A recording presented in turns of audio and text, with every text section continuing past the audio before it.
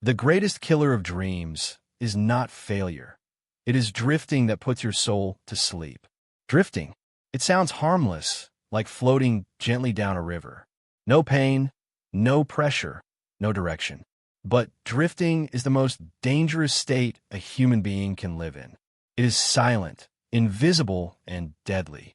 You don't even notice it until years have passed, and your purpose has faded away. Napoleon Hill called drifting the devil's favorite weapon. Not temptation, not disaster. Drifting, because drifting requires no attack, only an action. The drifter believes he still has time. He believes he is waiting for the right moment. But the truth is, drifting kills more dreams than failure ever could. A drifter wakes up tired, not because he worked, but because he's disconnected from meaning. He fills his days with distractions, comfort, noise. He moves without direction, speaks without purpose, and lives without passion. And when asked what he truly wants, he says, "I don't know." Hill warned, the devil's most dangerous tool is the habit of drifting. Men and women who think for themselves are not easy to control, but the drifter drifts into any idea planted in his mind. The tragedy of drifting is that it feels safe. You don't fail. You don't risk. You just stay. But the cost of staying is your soul. Look around. How many people wake up, go to jobs they hate, scroll endlessly through their phones and call that living? That is drifting. How many start a dream, then slowly stop pushing, telling themselves, "I'll get back to it when I have more time"? That is drifting. The Bible shows it clearly. Lot drifted towards Sodom, step by step, without realizing where he was going. Samson drifted into compromise until his strength was gone. The Israelites drifted in the desert for 40 years, circling the same mountains because they lost focus on the promise. Drifting doesn't destroy you in one day. It erodes you quietly. It makes comfort feel like peace, delay feel like wisdom, and fear feel like prudence. You call it taking a break, but the truth is, the break is taking you. You were not born to drift. You were born to drive, to move, to build, to create, to direct. But how do you know if you're drifting? Here are the signs. You wake up without a plan. You live in reaction, not intention. You spend more time consuming than creating. You postpone your goals to someday. You fear commitment because it removes comfort. If this describes you, it's not too late. Awareness is the alarm clock that ends drifting. So how do you wake up? First, choose a definite purpose. Without a target, the wind decides your direction. Second, set structure. Write your goals. Plan your week. Control your time. Third, practice decision. Every small choice builds mental muscle. Indecision feeds drifting. Action kills it. Fourth, eliminate mental fog. Stop consuming endless noise, social media, gossip, meaningless entertainment. The drifter lives in distraction. The disciplined live in focus. Fifth, feed your mind with purpose. Read, pray, think, reflect. Keep your spiritual compass aligned. Say this with me. I refuse to drift. I think for myself. I choose direction. I move with purpose. My mind is anchored in vision. Metaphors reveal the truth. Drifting is like a boat without a rudder. It doesn't sink, but it never arrives. It floats aimlessly until storms decide its fate. Drifting is like a leaf on the wind, moving constantly but never progressing. Drifting is like sleepwalking through life, eyes open, soul closed. History shows that every great life began the moment drifting ended. When Napoleon Hill interviewed 500 of the world's most successful people, he found one common trait. They all had definiteness of purpose. They thought for themselves. They directed their energy daily. Thomas Edison didn't drift. He worked with organized persistence. Henry Ford didn't drift. He built systems. Andrew Carnegie didn't drift. He planned his empire deliberately. In Scripture, David didn't drift. He practiced daily for a battle he didn't even know was coming. Esther didn't drift. She prepared for a moment that would save her people. Paul didn't drift. He wrote, preached, traveled, and fought to the end.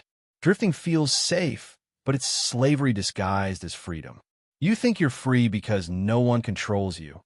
But in truth, you are chained by indecision, procrastination, and fear. And here's the devil's genius. He doesn't have to destroy your dream. He just has to keep you comfortable enough not to fight for it. Comfort kills calling. Ease kills excellence. Drifting kills destiny. So how do you escape it permanently? Try this 60-day anti-drifting protocol. Days 1 to 10. Write your definite purpose in one clear sentence. Read it every morning. Days 11 to 20. Set 3 daily non-negotiables that move you closer to that purpose. Days 21 to 30. Track how you spend every hour for 7 days. Eliminate wasted time. Days 31 to 40. Create a mastermind connection. People who hold you accountable. Days 41 to 50. Identify your biggest comfort zone and break it intentionally. Days 51 to 60. Review progress. Double your focus. Plan the next 60 days in advance. At the end of 60 days, you will feel different. Focused, driven, awake. The fog will lift. Purpose will return. Energy will follow. Drifting is spiritual sleep. The only cure is conscious action. Look again at history. Those who refused to drift changed the world. Martin Luther King Jr. refused to drift in injustice. Abraham Lincoln refused to drift in division. Jesus refused to drift in silence. He lived with clarity of mission, every step aligned with purpose. Drifting whispers, "You have time." Purpose replies, "My time is now." Now say this with power. I'm not a drifter. I am a creator.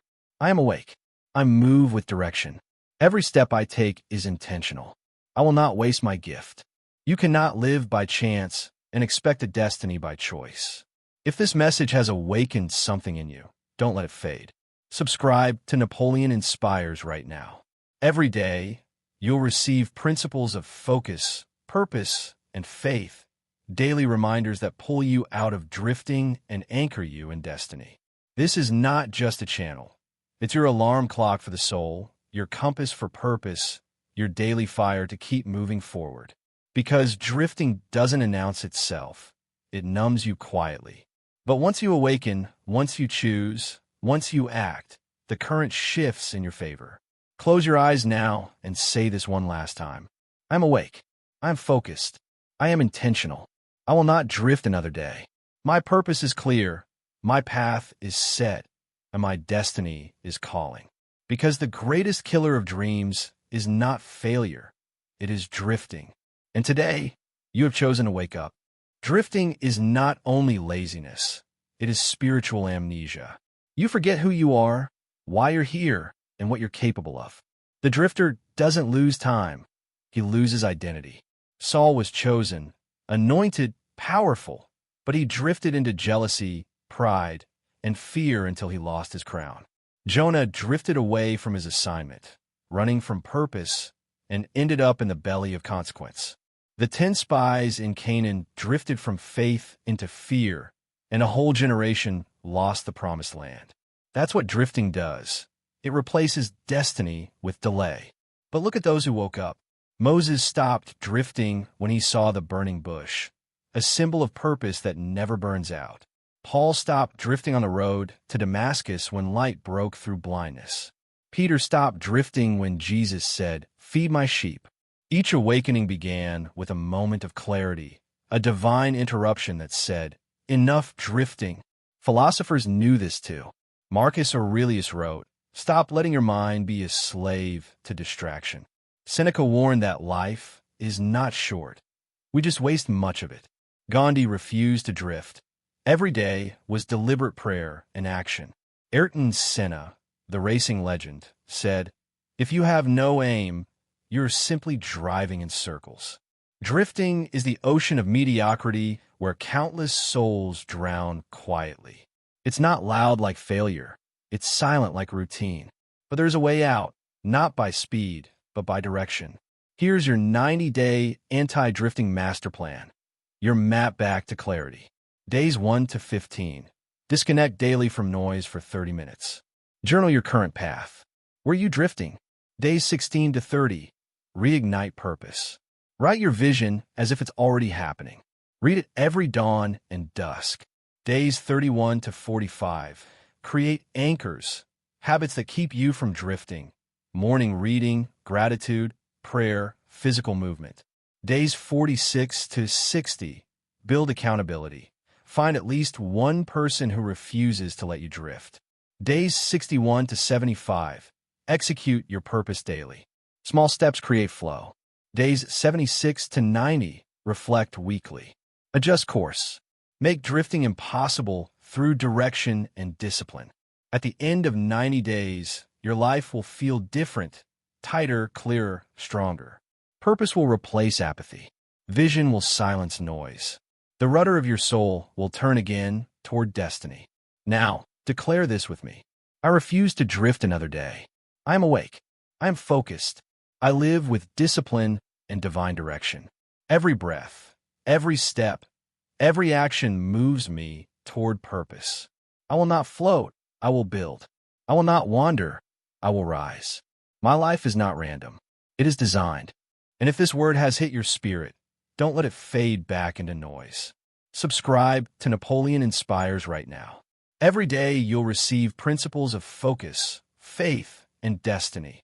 Reminders that wake your soul, sharpen your mind, and anchor your purpose. This is not just a channel. It's a lighthouse for the awakened. Because the current of drifting is strong, but your purpose is stronger. And once you awaken, you'll never sleep again.